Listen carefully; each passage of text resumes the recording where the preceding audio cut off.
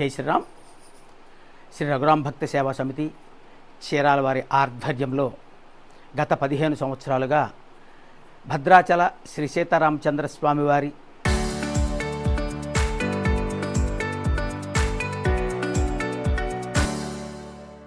కోటి గోటి తలంబ్రాలను సిద్ధం చేసి పంపించే అదృష్టాన్ని ఆ భగవానుడు చీరాల గ్రామ పుర ప్రజలకు, ముఖ్యంగా మహిళలకు, మాకు కూడా ఆ అదృష్టాన్ని కలిగించాడనే విషయం అందరికీ తెలిసిన విషయమే. గత 15 సంవత్సరాలుగా ఈ రఘురామ భక్తి సేవా సమితి తరపున భద్రాచల స్వామివారికి తలంబ్రాలు, బియ్యము, పసుపు, కుంకుమలు, దేవస్థానంలో వాడే కాగడ వస్త్రాలు లాంటివన్నీ కూడా మనం చీరాల నుంచి పంపించడం జరుగుతూ ఉంది. సుమారుగా ఒక 10 సంవత్సరాల క్రితం నుండి స్వామివారి దేవస్థానం ఈవో గారు ఇక్కడ తలంబ్రాలు కలిపే అదృష్టాన్ని కూడా అనుమతి మనకి ఇవ్వటం జరిగింది. గత 10 సంవత్సరాలకు సుమారుగా ఈ తలంబ్రాలను కూడా మనం ఇక్కడే సిద్ధం చేసి పంపించడం జరుగుతూ ఉంది. ఇలా జరుగుతున్న నేపథ్యంలో ఒక్కొక్క సంవత్సరం అక్కడ భక్తులు పెరిగే దాన్ని బట్టి సుమారుగా 25,000 కేజీల వరకు ఈ సంవత్సరం మనల్ని తలంబ్రాలు కలపమని అడగటం జరిగింది. దానికోసం సరైన పందాలో విజయదశమి రోజున ప్రారంభం చేసి ఈ కోటి గోటి తలంబ్రాలని ఒలిచే కార్యక్రమాన్ని విజయదశమి రోజున ప్రారంభం చేశాము. ప్రతి సంవత్సరం కూడా సుమారుగా విజయదశమి రోజునే ప్రారంభం చేస్తూ సుమారుగా 6 మాసాలు ఒలిచి స్వామివారికి పంపించడం జరుగుతూ ఉంది. గత సుమారు 5-6 సంవత్సరాల క్రితం నుండి స్వామివారి దేవస్థానంలో వాడే పసుపు, కుంకుమలు కూడా చీరాల నుంచే మనం పంపించడం జరుగుతూ ఉంది. సంవత్సరం మొత్తం వాడే పసుపు కూడా మనం ఇక్కడి నుంచే పంపించడం జరుగుతూ ఉంది. అలానే ఇక్కడ తలంబ్రాలు తయారు చేసే అదృష్టం కూడా చీరాల ప్రజలకు రావటం.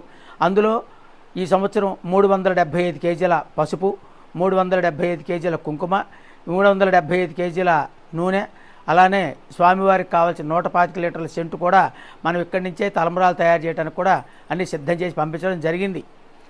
దాంట్లో భాగంగానే అక్కడ వచ్చిన మహిళలకు గాజులు పంచడం అనేది మనం రెగ్యులర్గా చేస్తున్న విషయం అందరికీ తెలిసిన విషయమే. అలానే ఈ సంవత్సరం ప్రత్యేకంగా దేవాలయ చరిత్రలో మొట్టమొదటిగా రథోత్సవం చేసే అనుమతి మనకి చీరాల వాసులకి దక్కడం జరిగింది. దాని సందర్భంగా మా బాబు రఘురాము దానికి కావలసిన డెకరేషన్లు కావచ్చు, అక్కడ వాళ్ళు దేవస్థానం వారు కోరిన విధంగా తగిన ఏర్పాట్లన్నీ కూడా బాబు చేస్తున్నాడు. అది రేపు 28వ తారీఖున స్వామివారికి రథోత్సవం జరుగుతుంది. ఆ రథోత్సవానికి సంబంధించిన ఏర్పాట్లన్నీ కూడా పూర్తిగా మనం ఇక్కడి నుంచే సిద్ధం చేయటం.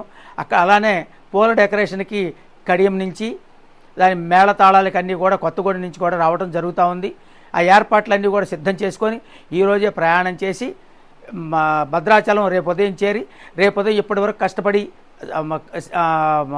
మంచి మనసుతోటి భజనలు చేసుకుంటూ చేసిన తలంబ్రాలను కూడా రేపు ఉదయం 6:30 నుంచి 7 మధ్య స్వామివారికి దేవస్థానం వారికి సమర్పించడం జరుగుతుంది.